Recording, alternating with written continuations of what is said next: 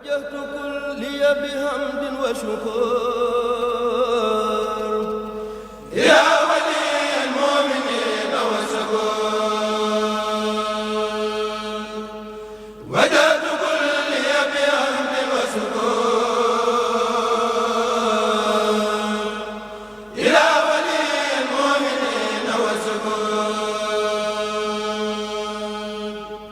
وجهت كلي بحمد وشكور إلى ولي المؤمنين والشكور قل يا ولي يا قدير يا نسير للمؤمنين إنك الهادي المسير أذهبت فورا لسوانا كل من ليس يكون مؤمنا يا ذا الزمان أذهبت فورا لسوانا كل من comme ni ñu ko xamee rek mu mel ni sunu mbokku taalibe yi Ibrahima Khalil ak Serigne Mohamed Diop ak Serigne Moustapha Seck ñoom ñoo war a def présentation ci Wakkana hakkan ñuy sàkku mbokku taalibe yi ñu teewlu ko tey xasida bi kéemaan la daal te tamit ku ci am question rek laajte loo xamoo li nga xamante ni nag nit ñi xam nañ ko dañu yaakaar ne war na def njëriñu mbooloo ñu ñëw daal di def contribution ci loolu incha allah bu ñu paree ci loolu dinañ waxtaan projet yi nga xamante ne yuuf yi am nañ ko.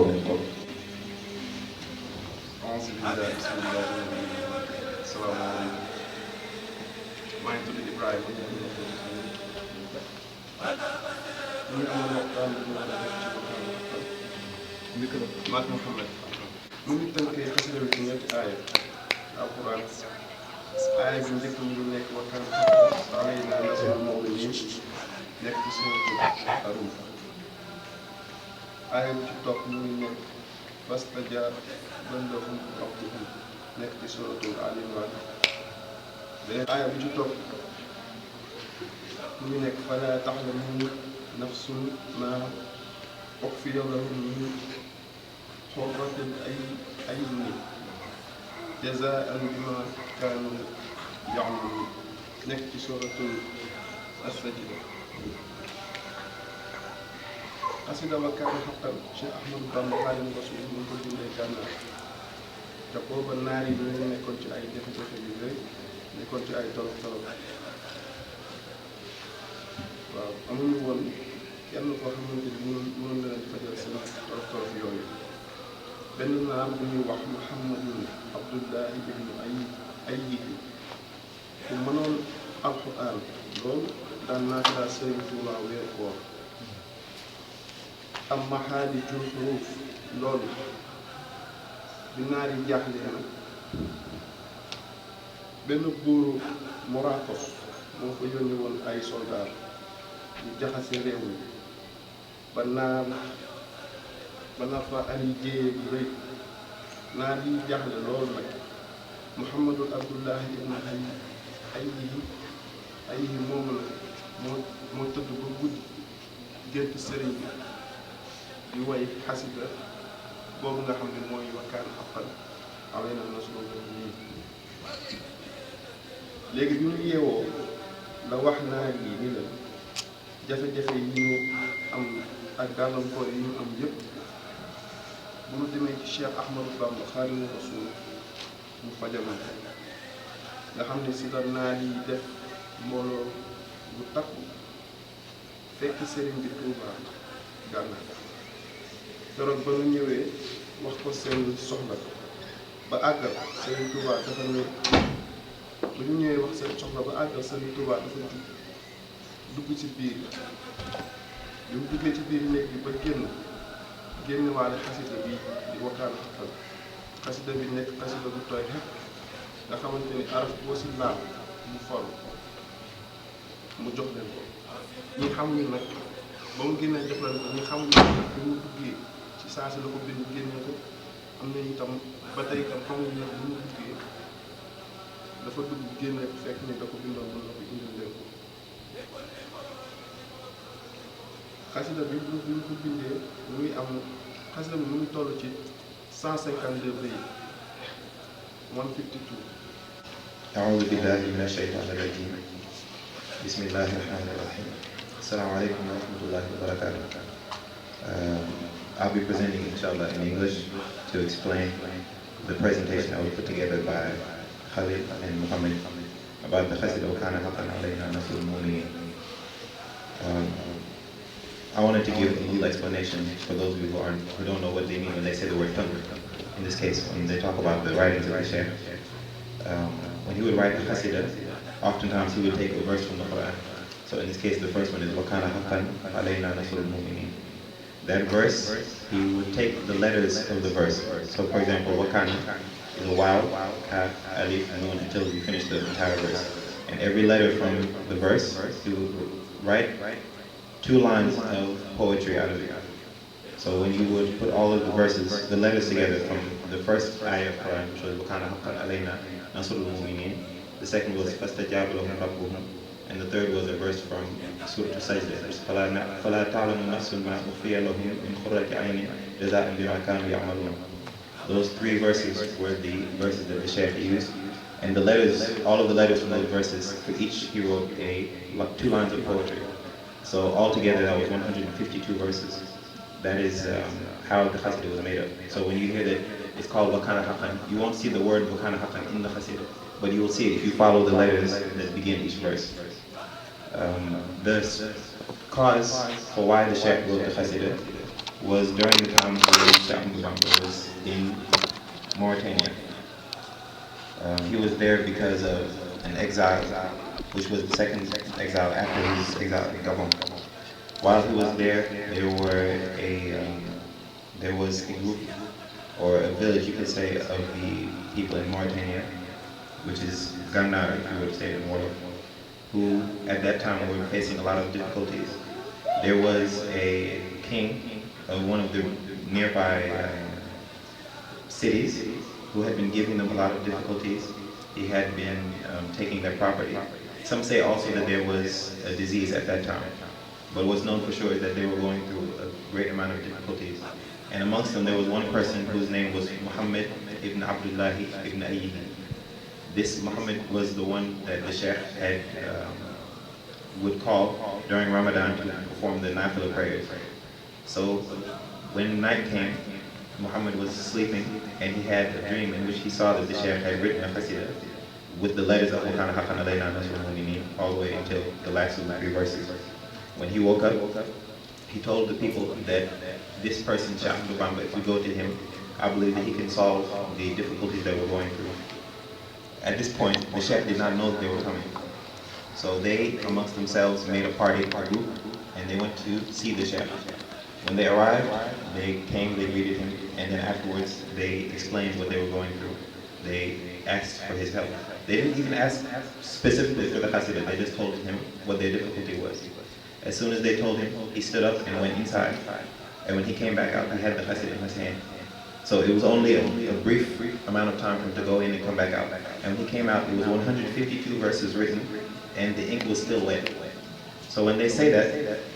it's unsure, they were unsure if he had written the Qasida and known that they were coming, or was it that he, in the instant that he went inside, was able to write the entire thing and come out. But either one would be miraculous because he didn't know that they were coming. When he gave them the Qasida and explained to them and told them how to use it, they recited the Qasida, and from the barakah of the Qasida, that's how their difficulties were solved. So inshallah, I'm going to ask Khalil to present the next part. Qasida la boo xamante ni moom Wakkana hakkan Serigne Saliou Mbacké dem Serigne Touba daan na wax ni képp ku koy jàng soo ko yëgee ak boo ko yëgul Serigne Touba sedd na la ci boppam. ñu ngi ciy misaal benn misaal moo ko woon yaatu ñu ngi wax ni bu xasida yëpp nekkoon fasu naaru góor ñi koy jàng ñiy jàng xasida bu ñu la rawee maanaam boo ñëwoon xasida yëpp ay fasu naaru góor la maanaam fasu naaru góor boo ko waree boo koy làbbal yi day gën a daw mu ngi wax ni nag Wakkana hakkan xasida la boo xamante ni mooy fasu naaru góor boo xamante ni boo ko waree làbbal yi boo ciy jàng boo jàngee lu def mu def tënk moom xasida boo xam ne boo ci nekk bu la ñëpp rawee boo nekkee ci xasida bi mën nga leen def ci lu gaaw te itam gis nañ ni leeru yi Sëriñ Bamba amoon ñëpp ci kaw suuf ñoom ñëpp lépp lu ñu doon jàng boo gëstoo di nga fekk ñu leen daan doon jàng xasida Wakkana. So, as he was saying, the Qasida Wakkana Hakkan is a special Qasida amongst the Qasidas. Sheikh Salih Mbake, who was the last of the sons of the Sheikh, who was the Khalif, explained using a metaphor, saying that if all of the Qasidas of the Sheikh were thoroughbred horses, which are horses that go very fast, and he said if you were to consider all of them thoroughbreds, meaning that if you were to whip the horse for it to go, it would go very fast. Wakkana Hakkan is amongst them like a horse that doesn't need you to rush it. Whether you whip it or you don't, it will take you wherever you need to go. And he said that such that even if people were to read, by reading the other Qasidas of the Shaykh, they were to go very far and be far ahead of you. If you were to take the Qasida Wakkana Hakkan and recite it often and be consistent with it, you would catch up with anyone who had outrun you, using the metaphor that he was describing. All of that is a way to say that the Qasida Wakkana Hakkan is special amongst the Qasidas. So much so that if we look at all of the children of the Shaykh, and you remember that the children of the Shaykh are the examples for how we should make use of what the Shaykh taught us. They, all of them, no matter what it was, the other Qasidas that they would read, they would always include the Qasida Wakkana Hakkan in it. And it said that Shaykh Bamba himself, even though he wrote many Qasidas, the Qasida Wakkana Hakkan is one that is known for sure that he would read it himself. So I think at this point I'll pass it to Mohamed and he'll start the next part.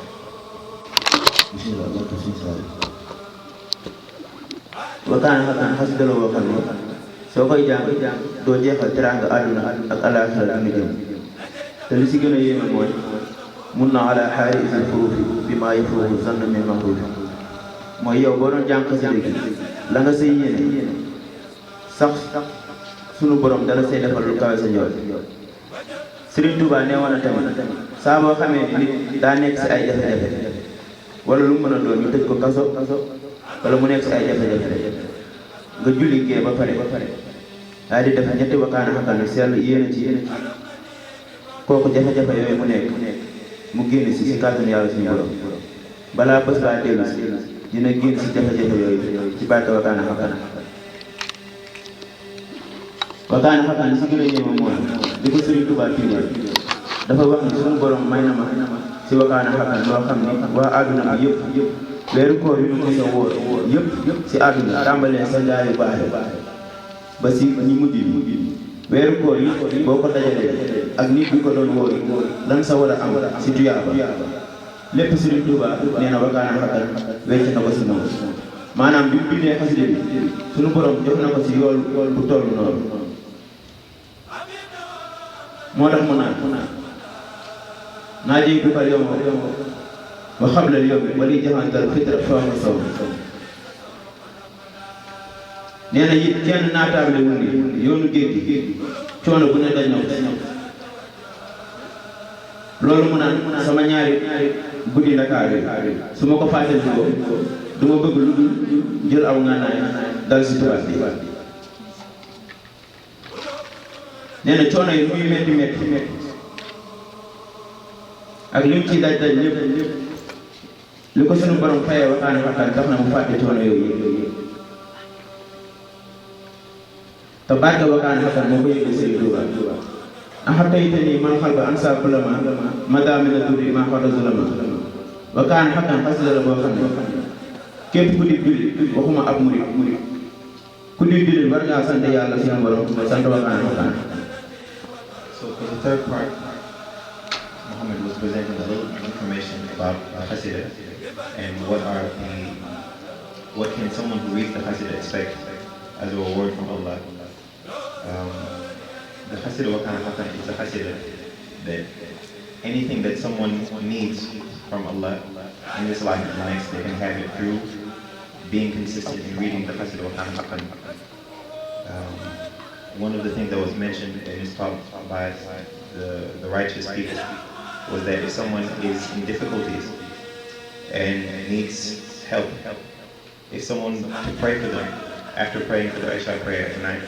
was to get the Khasida Wakkana hakkan and read it 3 times. Allah can lift whatever the difficulty that person was facing from the barakah of that Khasida.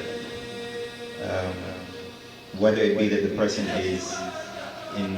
facing some type of difficulty, imprisoned or something like that. The Shaykh also, in the Khasida, when he reached the 3rd part of the Khasida, he described a lot of gifts and rewards that Allah had given to him between himself and his Lord alone. And in it he describes, including that the Khasida, in it Allah had given him the reward of the entirety of accepted fast, which is the verse that he says, so all of these are just a description of some of the things that the Shaykh told us about the Khasida Wakkana. The final thing that he mentioned also was about the fact that the Shaykh faced a great amount, as everyone knows, of difficulties. When the Khasida was written, this was during the time when the Shaykh was in Mauritania, which was after the first exile, where he had been taken to, first from his homeland, taken to Dakar, and subjected to a very, very difficult period of time there, where he was put into a room of great difficulties, where he suffered that entire night. He wasn't able to perform the prayers that he normally performed every night. And that night was so difficult upon him that he said that whenever I remember those nights in that room, that they had it was filled with either gas or something that was so painful that he was unable even to perform the prayers, as I mentioned, that he would normally perform every night. He said, whenever I remember it, it makes me want to take weapons, which he never did, and fight against the enemies of Islam who did that to him. But that the Prophet ﷺ was the one who calmed him whenever he felt that need to take revenge against his enemies. But he said that in this Khasida, which was after that, all of those difficulties, he said that Allah had given him so much of a reward that he forgot even the difficulties of what he had gone through.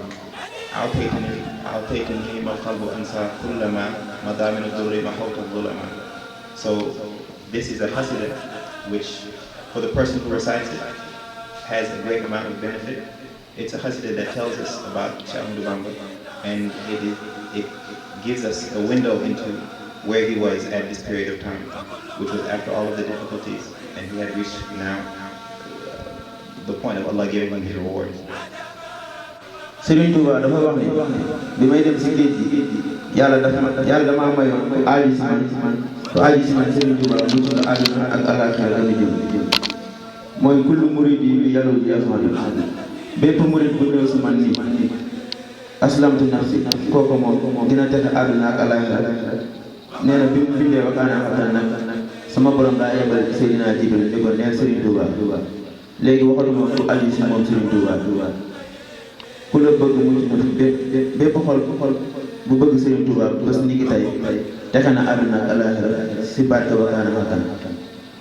xulubu jumlatil lazina aflahu li tawajjahu wa rabbil muslimin mboolem xol yi fu mu mën a nekk si àdduna xol boo si fekk Serigne Touba yàlla defal na borom xol boobu àdduna ak àllaaxira si barke Wakkana hakkan. Wassalaamu aleykum wa rahmatullahi taala wa barakaatuh. Jërëjëf borom Touba. So as Mohammed was explaining in the final part of the presentation, before we open for questions, the Khasida Wakkana hakkan, as we were saying, it describes some of the rewards that Allah had given the Shaykh, including the fact that, and he had written it elsewhere, that anyone, all of those who came to him and gave their allegiance to the Shaykh, seeking his help between them and their Lord, that Allah would give them success in this life and in the afterlife. And further, in this Khasida Wakkana hakkan, we have a verse where the Shaykh continues and says that the hearts of all of the people who have been freed or who have had success in this life have turned towards me, and my Lord is the one who guides people to righteousness.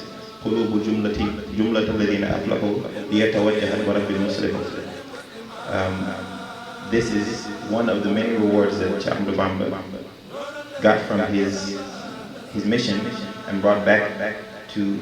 not only the people of Senegal, but anyone who accepted what he was given from his Lord and accepted to follow his orders and his teachings as much as possible. This was just a little bit of information about the Qasida Wakkana Hakkan. If there are any mistakes in it, it's from our shortcomings. Assalamu alaikum wa rahmatullahi wa barakatuh.